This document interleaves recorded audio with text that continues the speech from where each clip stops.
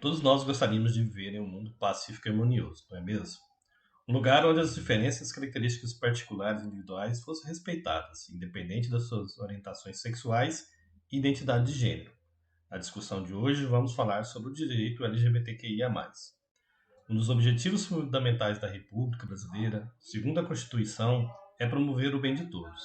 Conforme seu artigo 3, inciso 4, promover o bem de todos, sem preconceito de origem, raça, sexo, cor, idade e quaisquer outras formas de discriminação. Infelizmente, porém, estamos muito longe de ser uma sociedade sem preconceitos, ou que não discrimine as pessoas por sua cor, sua classe social, sua idade, seu gênero ou sua orientação sexual, entre outros fatores.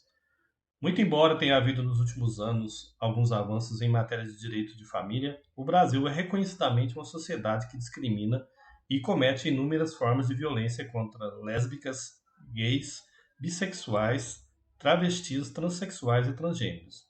Os episódios quase diários de agressões físicas e homicídios, reportados pela imprensa de todas as regiões do país, são apenas a face mais visível da realidade cotidiana, de preconceito e privação de direitos, enfrentada pela população LGBT nos espaços públicos, no mercado de trabalho, na mídia, nas escolas e muitas vezes até mesmo na própria família.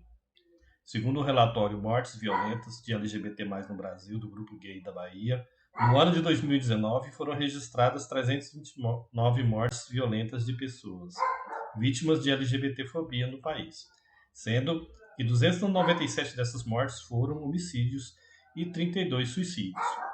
Para trazermos um pouco dessa realidade para mais perto de nós, convidamos alguns amigos da comunidade LGBTQIA+, para prestar seu depoimento, para eles trazerem essa proximidade do que eles vivem no dia a dia, para falar um pouco mais para nós. Vamos ouvi-los um pouco. Boa tarde a todos, estou com o Ângelo Marcelo aqui para a gente fazer um bate-papo sobre os direitos da comunidade LGBTQIA+. Como é que vocês veem hoje o direito de vocês na comunidade, o acesso aos direitos de seres humanos, como sendo membros da comunidade LGBTQIA+, vocês sentem que são cerceados? Como é que se esses direitos são respeitados? Qual que é a visão de vocês como membros dessa comunidade? Primeiro, boa tarde a todos, né? É um assunto muito interessante, acho que a gente precisa falar sobre isso mesmo. Os direitos da comunidade tá aí para ser debatido e a gente tem desenvolvido e passado por várias etapas socialmente falando. Primeiro, assim, eu quero falar da questão do nosso lugar de fala.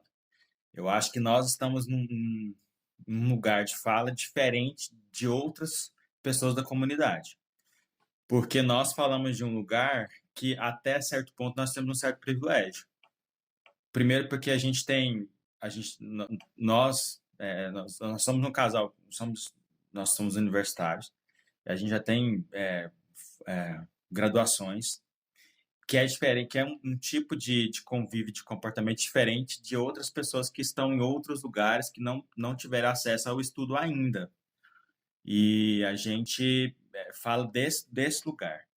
Então, o nosso acesso aos direitos, que a gente conhece muito a fundo, e a gente exige e pratica esse direito, esses deveres que a gente tem no nosso convívio mesmo, a gente tem feito com muito trabalho. Assim, há um bom tempo a gente tem acompanhado a evolução e tem praticado essa evolução dos direitos da comunidade LGBT.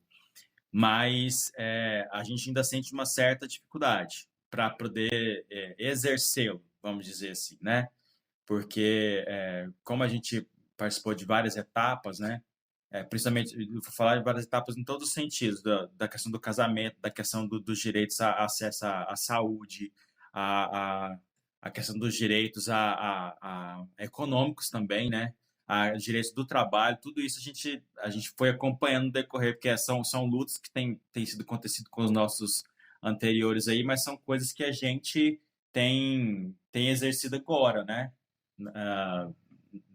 Há um tempo, vamos contar um tempo de 15 anos, assim, que a gente tem visto isso com mais com mais força, né?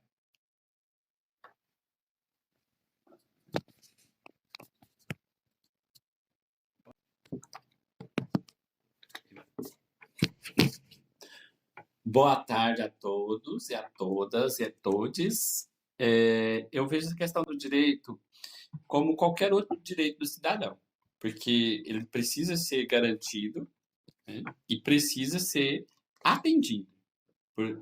Porque para nós, como o Marcelo colocou, nós temos como diz, estamos numa posição que muitos ainda não chegaram, né, como profissionais, principalmente na área da educação, e esses direitos, às vezes, para outras pessoas, elas nem sabem que existem. A informação não chega.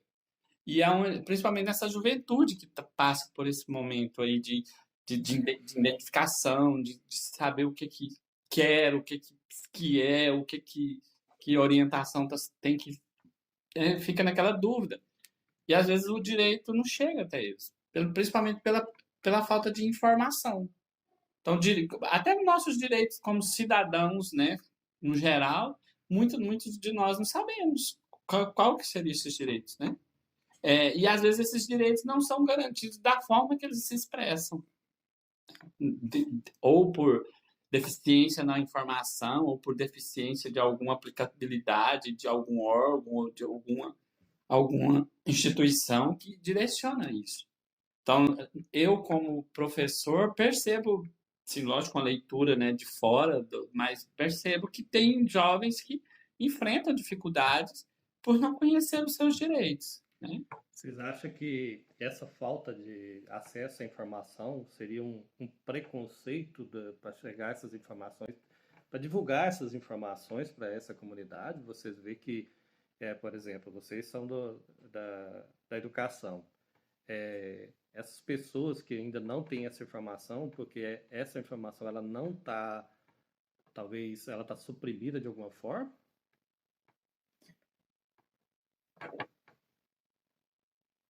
Eu vejo assim, tem dois lugares.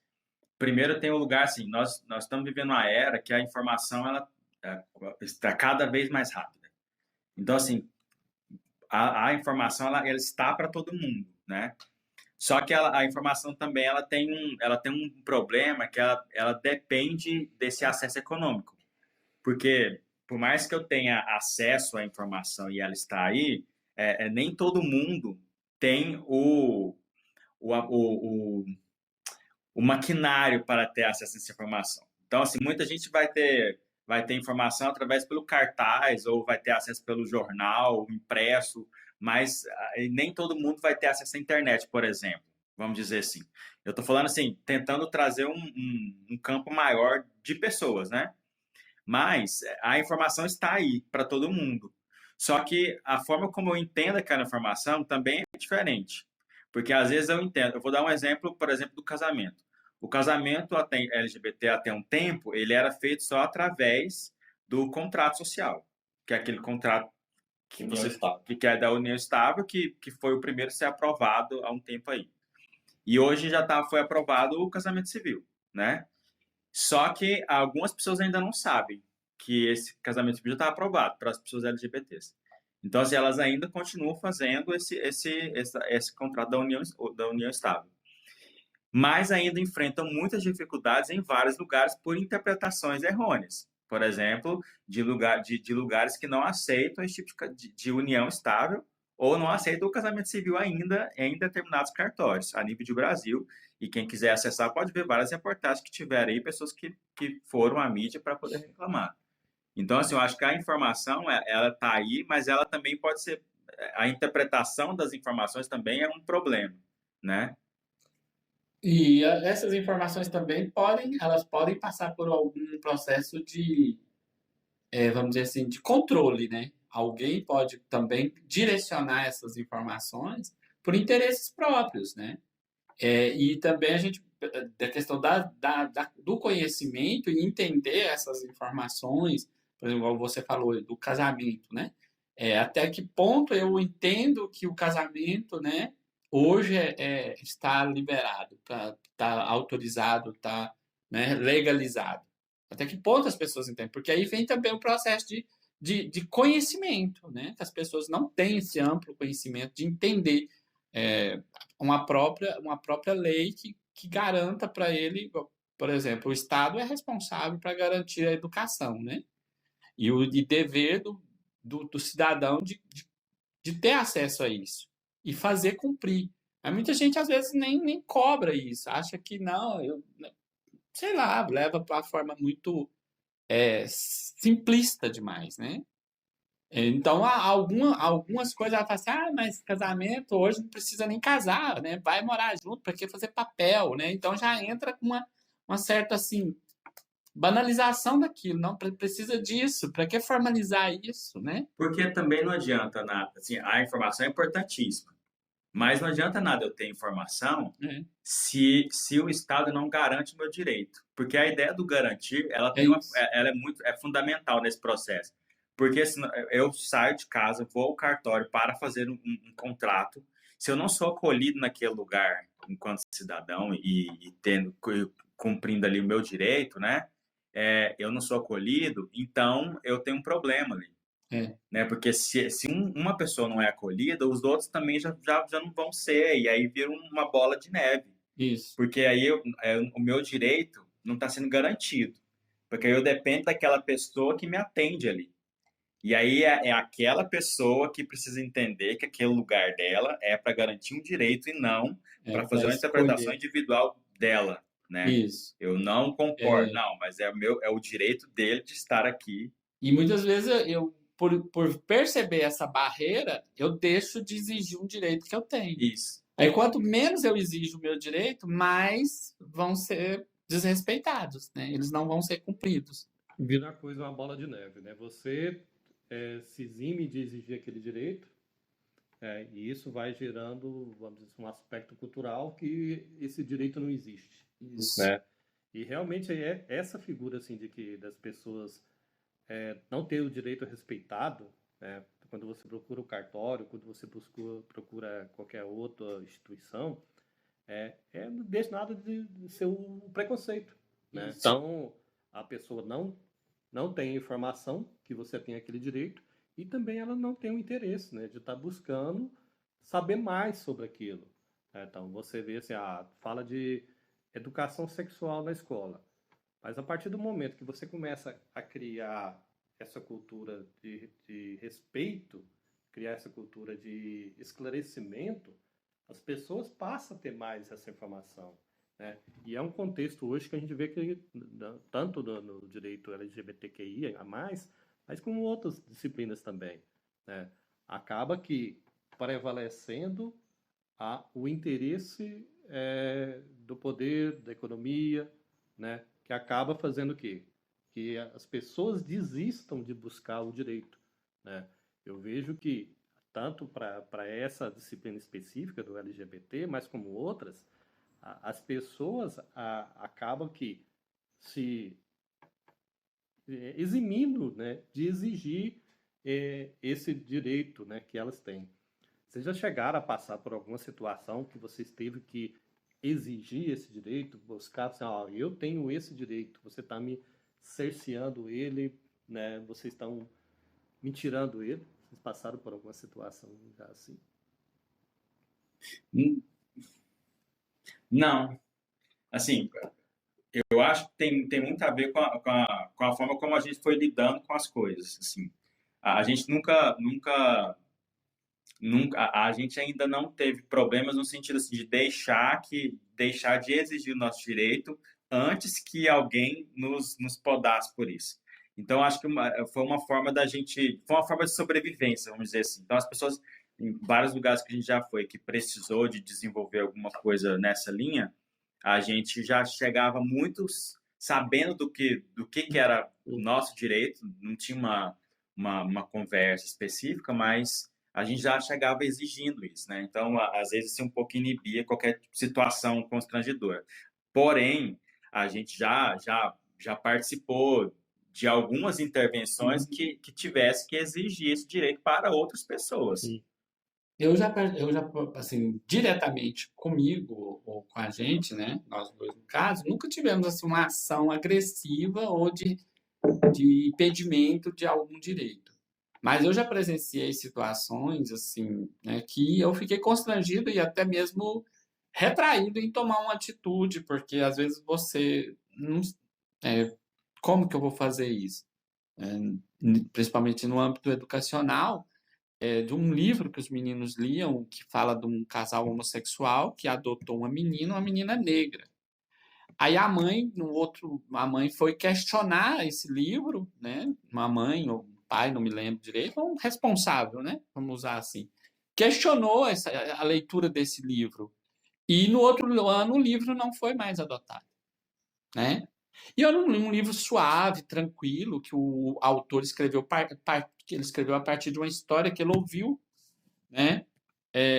Até um dia eu assisti uma palestra com ele falando que escreveu esse livro porque ele estava numa festa da escola e uma criança chegou no pai perguntando se o filho dele podia ir na festa dela, né? Que ela era filha de um casal homoafetivo.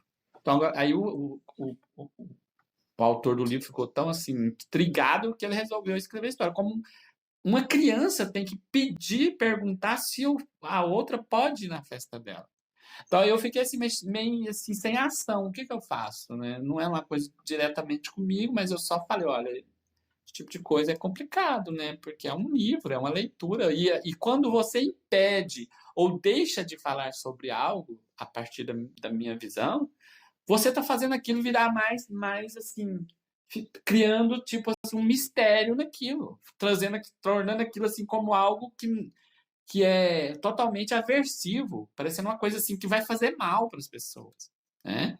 Isso não pode existir. Nós somos humanos, nós estamos num processo assim de crescer, né, abertamente, evoluir mentalmente, intelectualmente.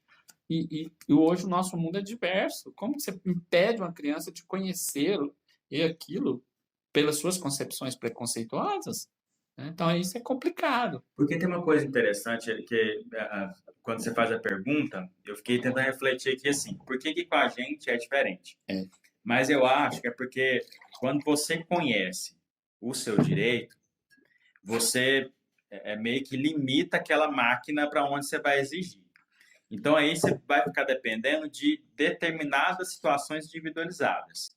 Por exemplo, uma atendente que ele representa aquele espaço, né? E ele vai ter que lidar, ele trabalha naquilo lá, ele lida com aquele espaço ou ele lida com a opção pessoal dele, né? E aí você acaba lidando com isso, que não aconteceu com a gente ainda, no sentido de chegar em algum lugar, alguém tentar nos podar a nível de direito, né? Mas quando você chega sabendo qual é o seu direito, você já chega com uma outra atitude comportamental, porque você já chega naquele espaço. É aquilo que a gente diz. Quando você conhece, é diferente de quando você não conhece, porque aí você chega naquela pessoa, você vai tentar acessar aquela informação. A pessoa vai dar a informação para você, mas ela vai dar representando a máquina, ela vai dar aquilo que ela acha. Acho que é verdade. Porque aí é a história que você acabou de falar, do preconceito. Que é a hora que eu me coloco, porque o meu preconceito não representa a máquina, né? É um problema. Aí que entra aquela história que eu falo para você, do preconceito velado, né? Eu não tenho preconceito, mas na hora da ação, diante de uma situação preconceituosa, discriminatória, né, e até mesmo assim totalmente agressiva, você fica, eu faço o que é formalizado porque a máquina pede assim, ou eu não sou preconceituosa, eu vou buscar pelo menos fazer uma atitude aqui para tentar mostrar para essa pessoa que isso não pode ser assim. Né? E é interessante porque hoje a gente tem situações muito isoladas, né? Isoladas não, situações que acontecem muito, que são terríveis, hoje em dia tem acontecido e tem ficado midiático, mas, por exemplo, as pessoas trans, por exemplo, que precisam utilizar um banheiro, que às vezes você tem um banheiro masculino e um banheiro feminino. Pronto, tem aquele banheiro. Não tem um banheiro para pessoas trans, mas a pessoa trans não pode acessar o banheiro que está ali, né?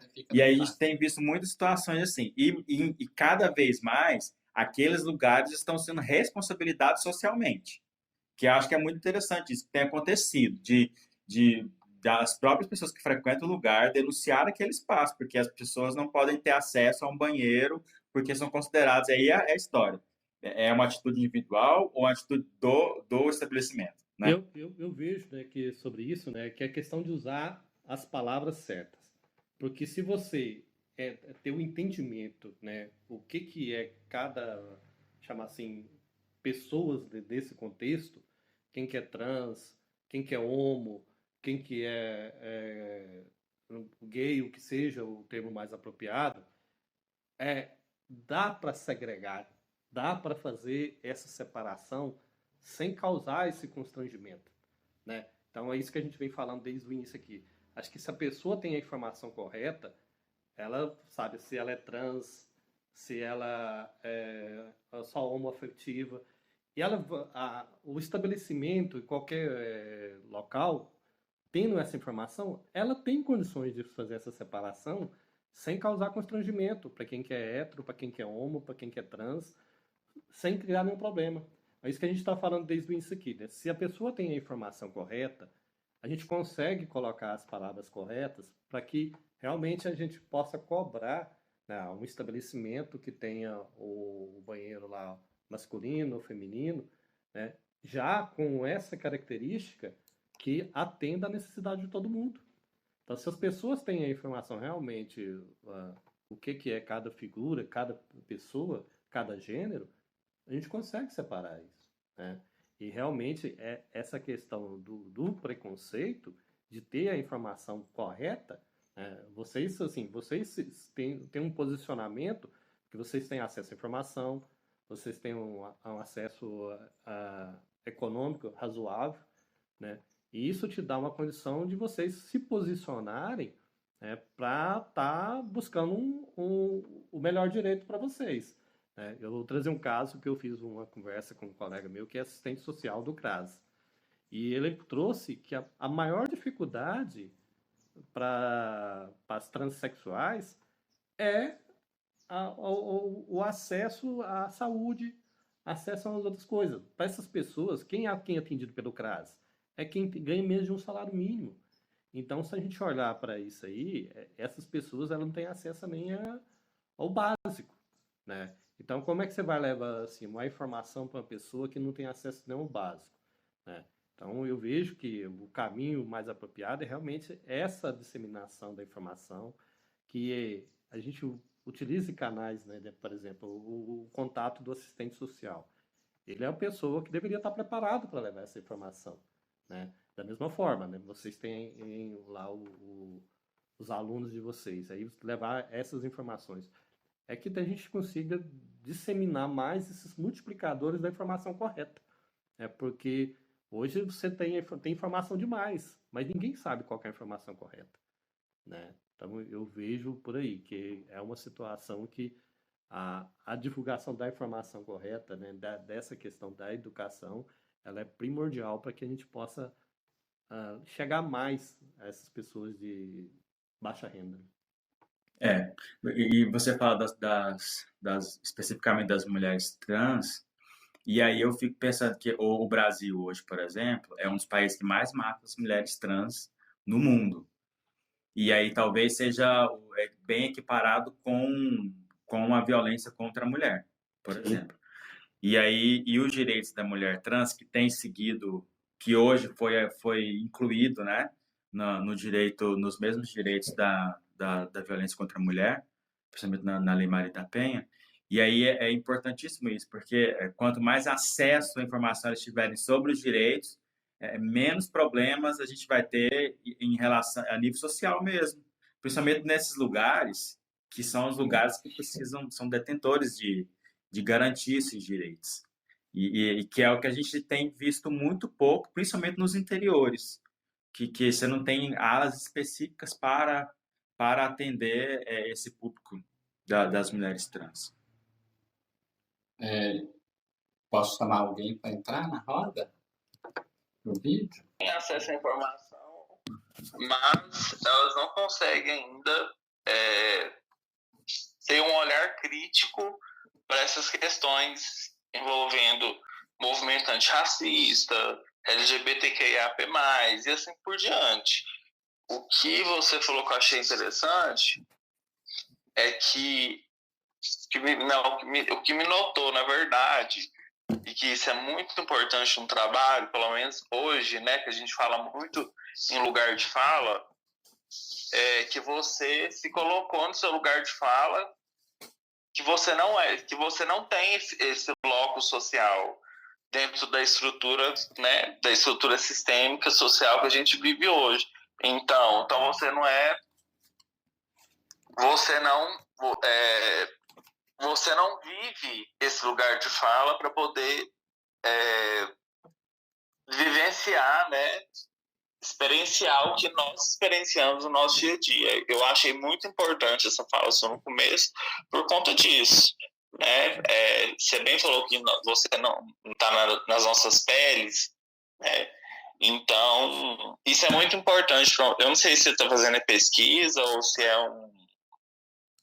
Eu não sei qual é o objetivo do trabalho, mas assim, é isso, sabe? Entender como que esse preconceito ele está engendrado assim, de uma forma sutil nas relações sociais que a gente convive todos os dias, entende? Entendo, e é realmente isso. Eu sou acadêmico do direito, estou fazendo um trabalho de extensão de direitos humanos e uma da disciplina é direito LGBTQIA+, né? E a gente Onde busca você está estudando? FAC+. E aí o objetivo é fazer esse podcast, né, divulgar para a comunidade, que eles tenham acesso à informação, né? Então, eu acho que é um dos pontos aqui que a gente já está discutindo, é trazer mais informações para as pessoas, né?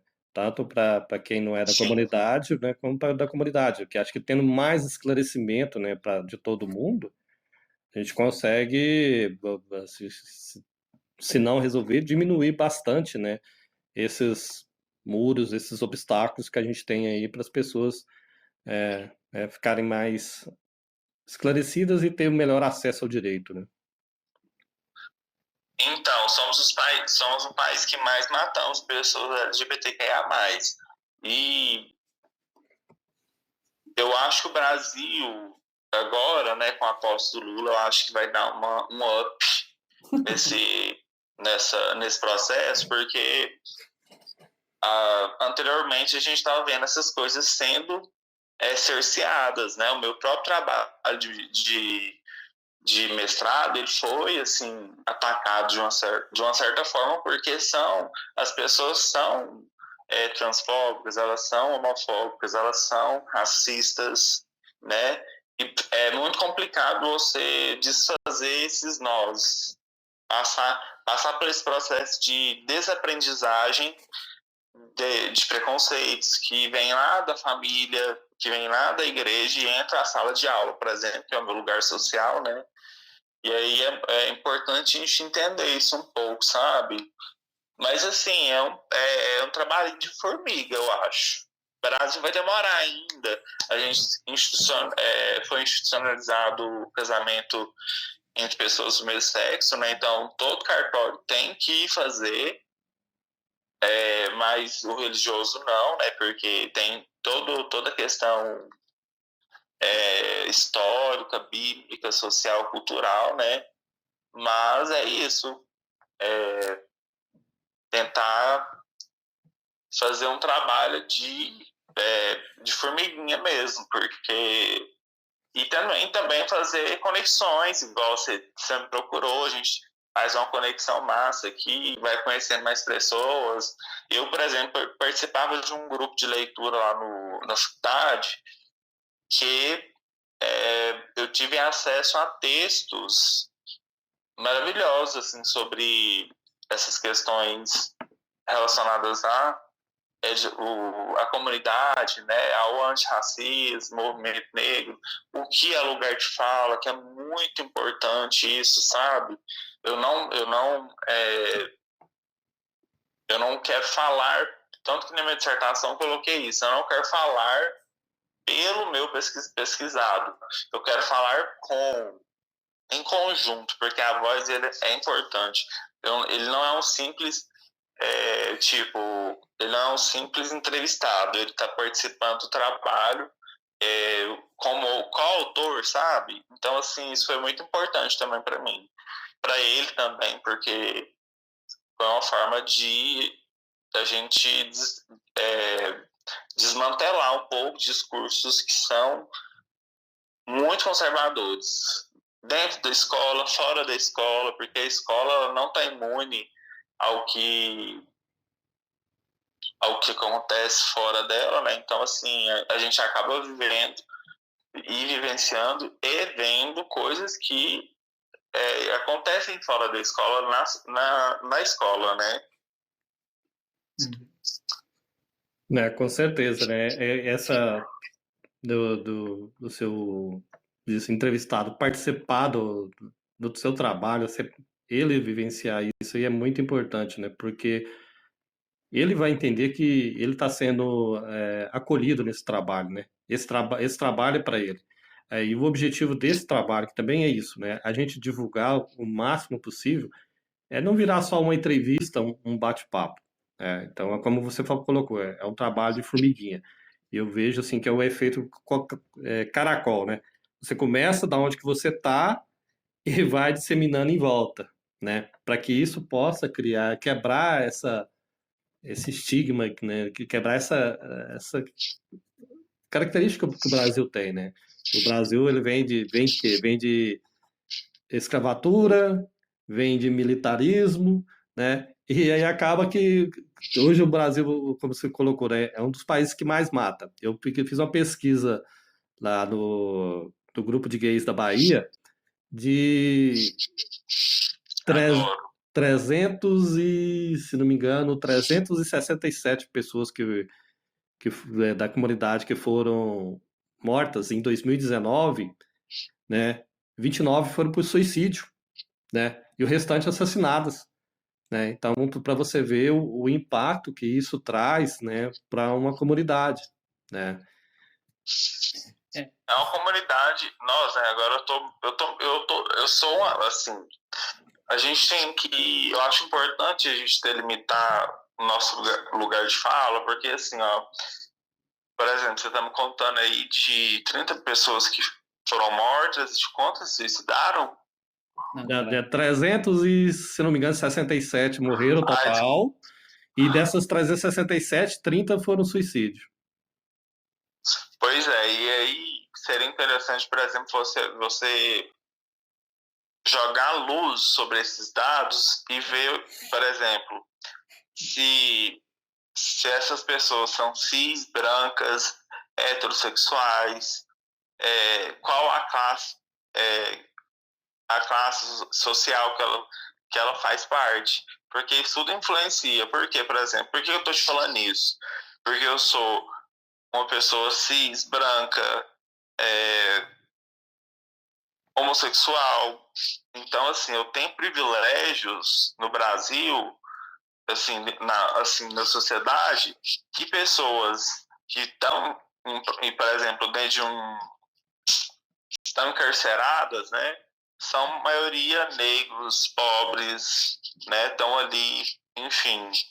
E a gente precisa entender como que essas interseccionalidades elas acontecem e como que esse lugar de fala é importante para a gente criar, tipo assim, projetos mesmos, políticas públicas para a gente conseguir mitigar esse rolê aí de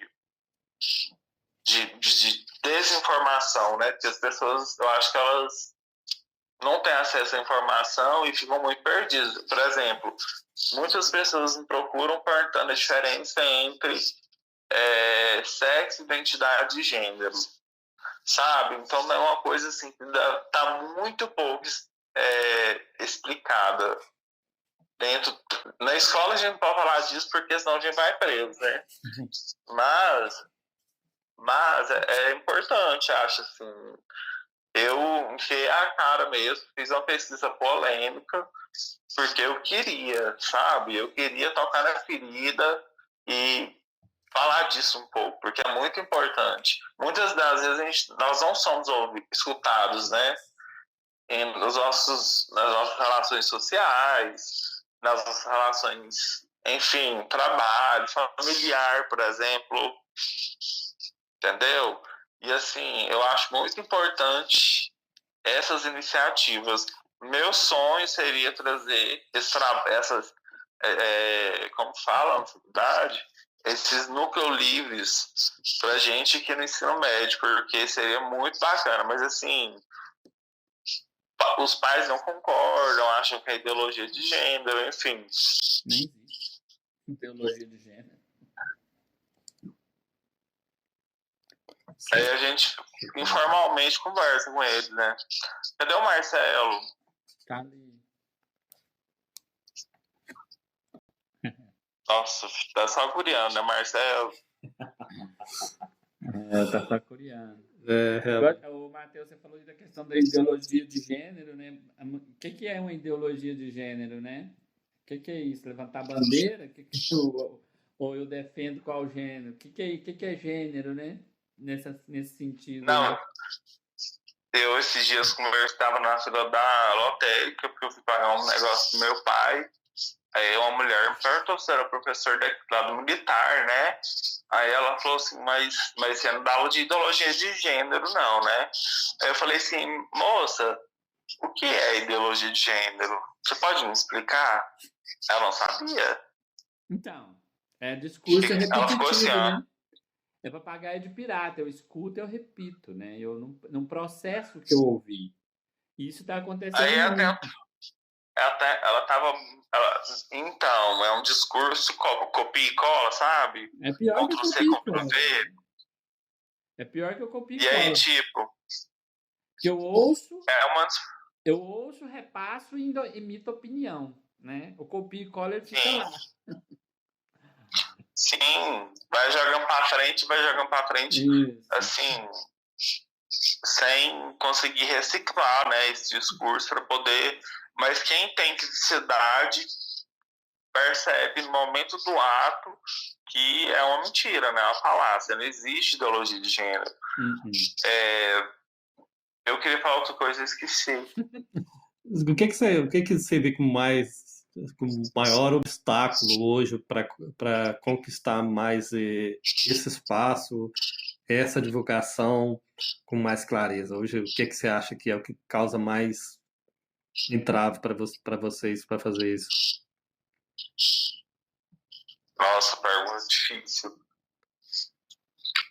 Eu acho, primeiramente, eu acredito que um dos entraves que entrava a nossa discussão sobre essas questões é na escola. A gente não pode falar disso lá.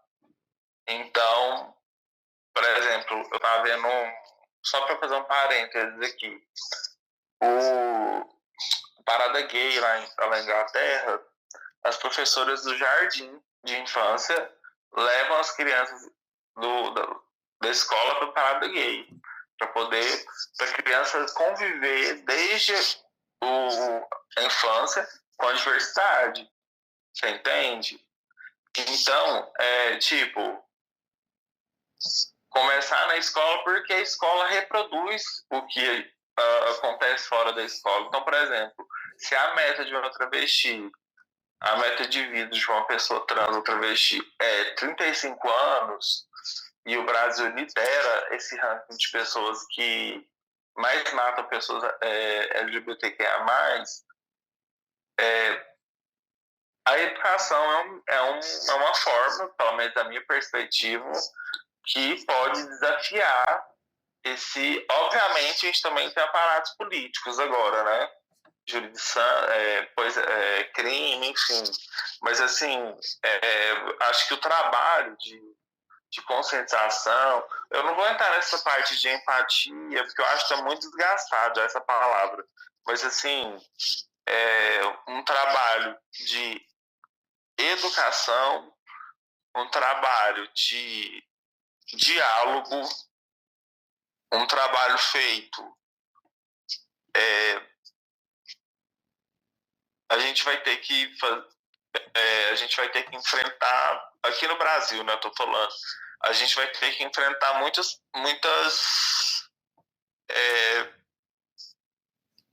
pessoas que muitos preconceitos ainda sobre essas falas, sabe? Então, assim, ó, se eu for levar um amigo meu que é formado, que fez o trabalho de doutorado em estudos queer, para ter uma conversa com os meninos do terceiro ano, no outro dia eu vou preso, entende?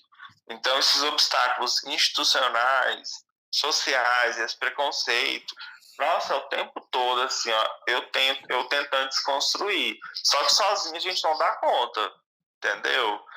A minha esperança com o governo Lula agora é que as pessoas consigam, com o protagonismo de certas pessoas que ele está fazendo aí com a equipe de transição, fazer com que as pessoas se sintam representadas, porque ele está chamando gente, ele está convocando pessoas, né? Ele chamou a Pablo Vittar para poder fazer a abertura do show, né? De pós. Então, assim, a gente está vivendo um momento de crise, mas ao mesmo tempo eu penso que virão tempos de bonança, entendeu?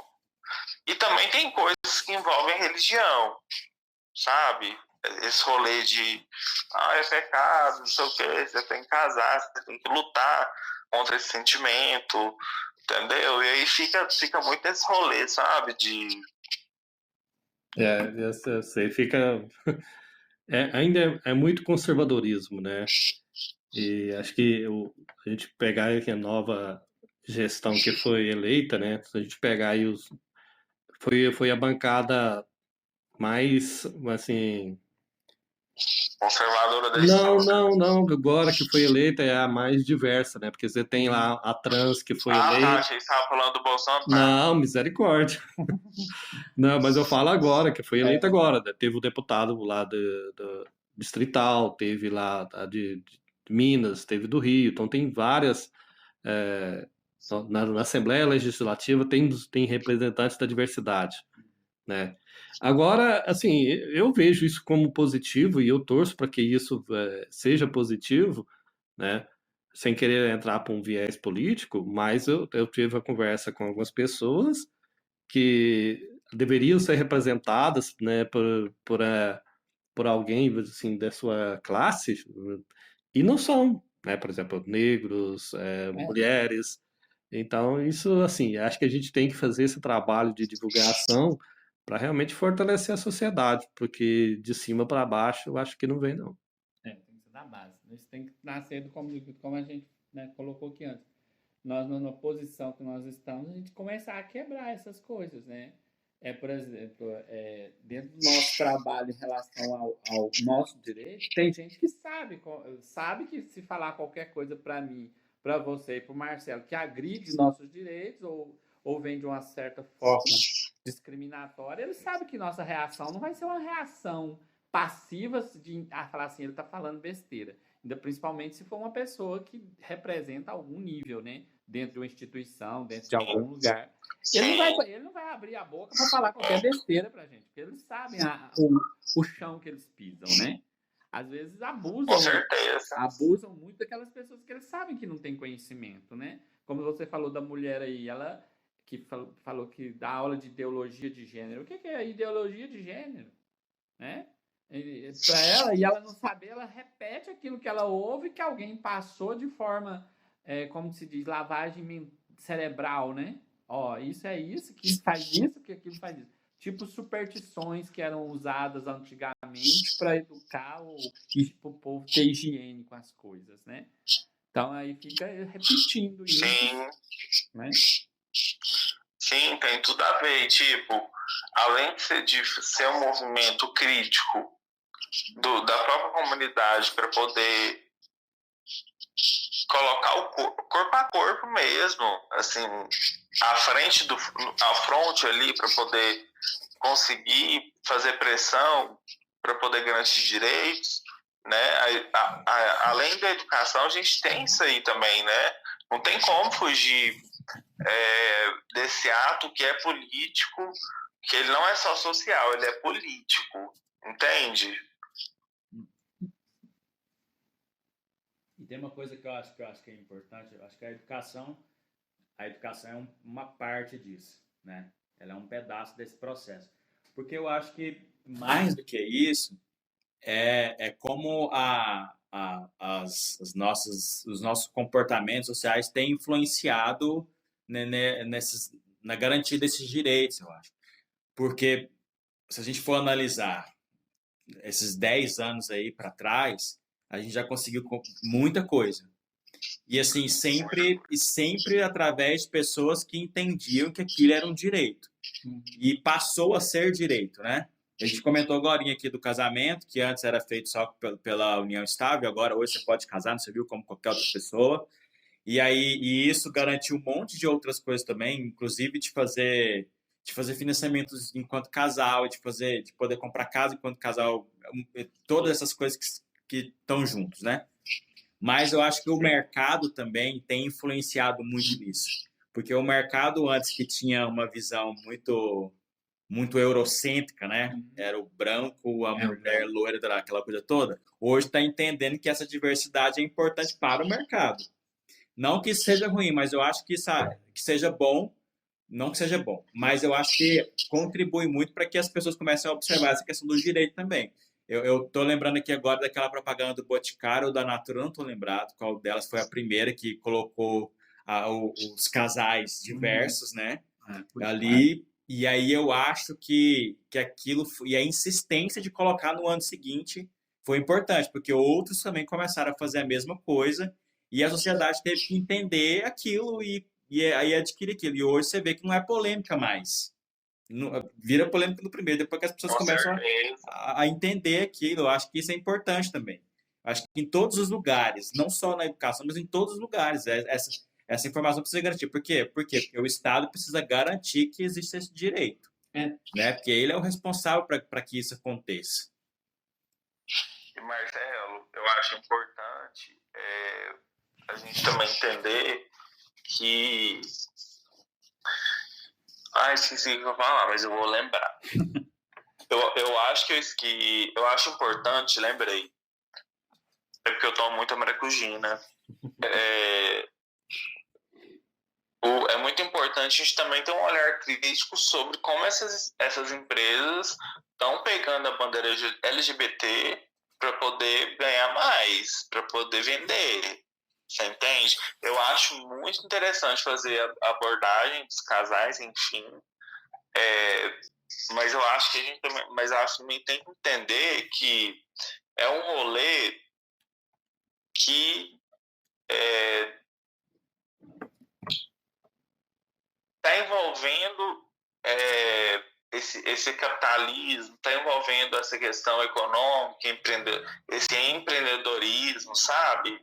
Tipo assim, toalhas com a bandeira, tapete, seja bem-vindo em casa, colorido. Então, assim, eles estão conseguindo pegar isso, né? Por mais que talvez nem apoiem a causa, para poder ganhar money, você entendeu? Ao mesmo tempo, eu concordo com você que é importante fazer esse trabalho, porque, meu filho, se a gente não descer o pau e enfiar a cara, não adianta, você entendeu?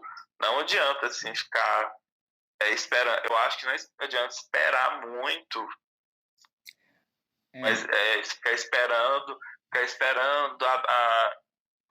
a liberdade aparecer, a gente ser livres para sempre e alegre. Mas é uma coisa que a gente vai ter que fazer igual lá na década de 60 com a Marcha. Foi uma pessoa muito importante para o movimento LGBTQIA+, e que deu a cara a tapa, né? Morreu, e o nome dela veio para fortalecer, né, o movimento que naquela época era GLS. Qual que era? GLS. GLS, não é mais GLS. E aí você entendeu? E é um movimento também muito dinâmico, é um movimento muito, como que fala, não linear. porque as coisas elas estão sempre mudando e a gente está vivendo um mundo líquido, né? O mundo do que o Bauman fala. Então nós estamos vivendo relações líquidas.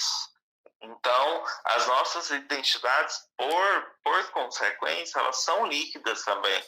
Então, assim, é importante a gente entender isso também, eu acho, né? Pensando aí no que você falou. Eu acho que é um assunto aqui que a gente tem muita história para contar, né? Eu acho que, assim, realmente é uma luta que não vai parar nunca, né? Independente de qualquer direito que seja, a gente tem que ir construindo peça a peça, né? Cada degrau de uma vez, né?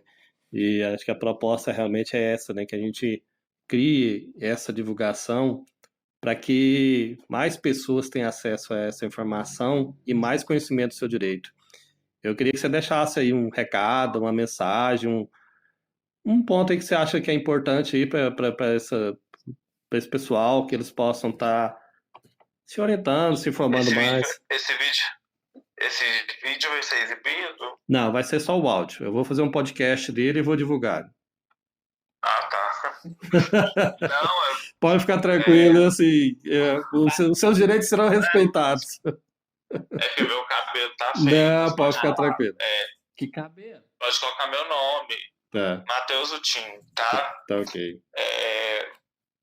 Eu acho que é uma luta diária, principalmente no Brasil, que é o país que está no primeiro lugar no ranking, que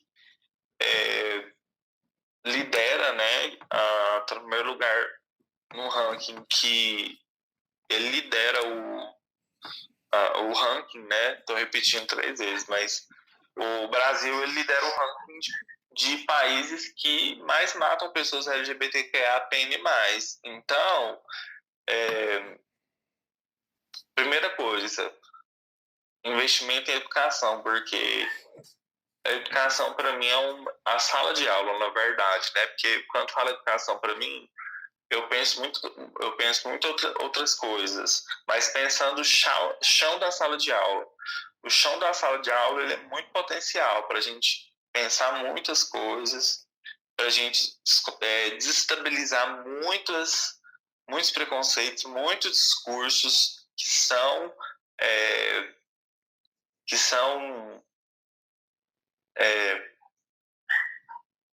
violentos, que são sutis, você entende? Então, assim, a mensagem que eu queria deixar é essa. Trabalhar criticamente essas questões da escola, porque a educação é o lugar, né? É um lugar de formação, tanto do aluno também quanto do professor, porque é vice-versa. Então, o tempo todo há troca de conhecimentos ali, né? Segundo, políticas públicas para que as pessoas possam, né, engajar em projetos, manifestos, enfim, para poder pressionar instituições, pressionar lugares, pressionar pessoas que às vezes nem entendem o que é o processo, o que envolve essas questões da diversidade, né? E a questão da empatia, que eu acho importante, mas é uma palavra que para mim está muito desgastada. As pessoas falam o tempo todo empatia, mas não são empáticas. Eu estou percebendo isso assim, no dia a dia mesmo. É um slide muito bonitinho sobre empatia, respeitar o próximo, mas assim, eu percebo que ainda não se concretizou de alguma forma, né? E um amigo meu fala o seguinte: a gente mata um leão por dia, né? Por ser gay. Agora pensa uma pessoa que é trans, travesti, negra, né? Ela deve matar, tipo, 10 leões por dia, com expectativa de vida muito baixa, de 35 anos. Então a gente tem que pensar nisso tudo. Não é só pensar na questão, não pensar só na questão do GLS, né? Gay, lésbicas e simpatizantes, né? Pensar todo o rol de pessoas que estão envolvidas aí e que são silenciadas pelo próprio movimento, entendeu? Então, assim, teve um momento que as trans, as travestis, enfim, elas não eram nem aceitas nos bares gays nos Estados Unidos, por exemplo. Então, é um movimento assim que vai envolver muita luta, posicionamento. O Marcelo e o Ângelo sabem. Então, assim, como que eu sou lá na escola? Porque todo mundo que me pergunta onde eu trabalho, eu falo que trabalho na escola militarizada, né? Militar. O povo fica assim, nossa, mas assim, você entrou na forma? Esses dias uma pessoa me perguntou, né? Falei, não, eu sou eu, de qualquer forma lá. Vou de boa, dar minha aula. Não tem essa comigo, não. Então, assim, as pessoas precisam desconstruir certas perspectivas, né? E a gente, eu também me coloco nesse lugar, porque nós crescemos entendendo que, construindo muito preconceito junto à nossa família, dentro da sala de aula, fora da sala de aula, dentro das igrejas. Então, acho que o processo de desconstrução é um processo que também vai levar um tempo bem maior, né, para poder desatar esses nós que foram feitos aí, construídos nesse processo de vivências, enfim, que a gente tem enfrentado aí, né? Bacana, cara. Bom, cara, obrigado aí pelo seu tempo, por ter tirado aí você do seu sossego e do seu descanso. Meu sossego, meu filho, é uma coisa de prova. Ah, mas você tem compromisso, então agradeço imensamente, tá? Eu falo demais. Então, pessoal, eu queria agradecer o apoio de vocês, agradecer o apoio do Matheus. E eu queria que vocês deixassem aí um recado, uma mensagem final, né, sobre o tema, né, sobre a visão de vocês sobre o assunto. Obrigado. Eu agradeço você pela oportunidade, né, da gente estar falando sobre esse assunto, sobre essa temática, que é uma temática que precisa ser falada, ela precisa ser aberta a todas as pessoas. E a questão que eu falo, que é a mensagem que eu deixo, que as pessoas aprendam a respeitar o outro como ele é. Não crie barreiras naquilo que você não conhece, que você não sabe. Simplesmente respeite. Respeitar as diferenças é a mesma coisa de você respeitar o seu corpo, sua vida. Você não sabe até onde, se você não sabe até onde você vai, então respeite os seus limites, como você também tem que respeitar o outro. Essencialmente, o respeito. Obrigado. Acho que de toda essa nossa conversa aqui, acho que o mais importante é que o respeito prevaleça acima de qualquer coisa e que a gente possa olhar para o outro com mais empatia, como se aquele outro fosse parte da gente, como todos nós somos, mas que para esse público que o direito seja a essência, que é o direito do outro e que a lei seja cumprida com todas aquilo que é possível, né? Porque quando a gente entende que os nossos direitos, a gente vai atrás e consegue aquilo que a gente pode e lute, né? Só complementando que a lei seja garantida dentro daquilo que ela estabeleça, né? Ela existe. Ela não tem que ser adequada ao interesse particular, mas que ela tenha que ser adequada ao direito que ela garanta. Que ela garante, né? Desculpa aí o erro. Que ela garante. Se ela garante aquele direito, que seja prevalecido. Obrigado. Valeu! Obrigado.